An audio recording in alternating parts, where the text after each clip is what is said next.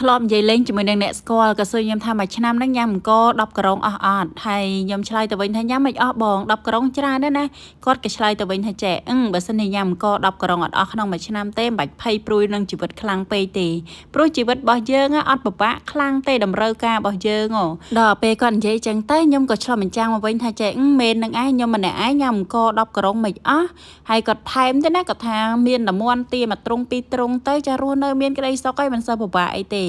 ប៉ុន្តែខ្ញុំក៏នឹកឃើញថាចេះបងចុះតម្រូវការសង្គមមានបុណ្យមានទានឬក៏មានបញ្ហាសុខភាពអីផ្សេងនេះធ្វើមិនអីមិនទៅ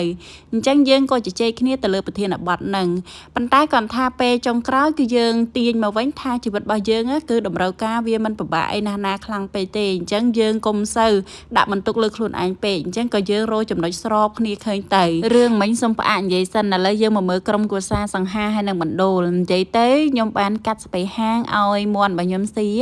ដោយសារតែស្ពៃហាងរបស់ខ្ញុំនេះ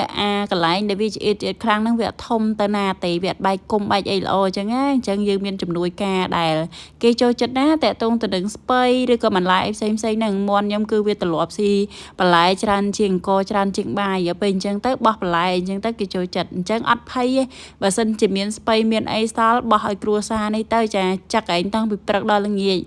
រេះអស់ស្បៃឡើងប្រហែលគុំដែរមួយថ្ងៃនិយាយទៅខ្ញុំដាក់ឲ្យចំនួន5ទៅ6គុំ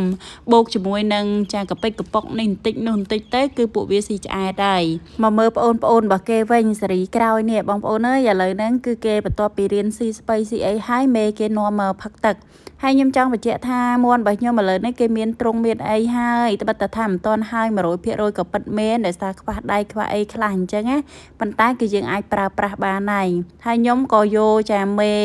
ចាជាមួយនឹងកូនសេរីក្រោយនឹងយកមកដាក់ជាមួយនឹងចា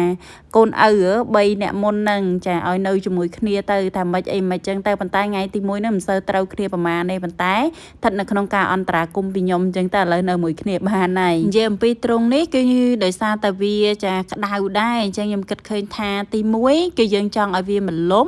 ទី2យើងគិតថាចង់បានផលប្រយោជន៍អំពីវាដូចគ្នាដែរអញ្ចឹងខ្ញុំក៏សម្រេចចិត្តក្នុងការដាំដំណាំ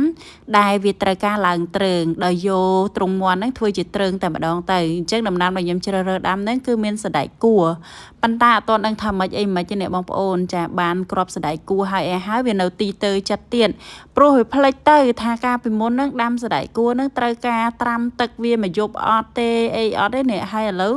ចាដាក់ទាំងអត់ត្រាំទឹកតែម្ដងនេះហើយអូយផ្លេចឆឹងតែម្ដងឥឡូវចាំមើលបើសិនជាគ្រប់មួយអាទិត្យវាដុះមានន័យថាត្រូវបច្ចេកទេសហើយតែបើសិនជាវាមិនដុះទេមានន័យថាយើងត្រូវចាបដោះវាសាថ្មីហើយតែឥឡូវចាំអ៊ុតមើលទាំងអស់គ្នាតែម្ដងទៅហ្នឹងហើយអរគុណបងប្អូនអរគ្នាវីដេអូរបស់យើងមកដល់ទីបញ្ចប់ហើយអរគុណសម្រាប់ការមើលជួបគ្នាវីដេអូក្រោយជម្រាបលា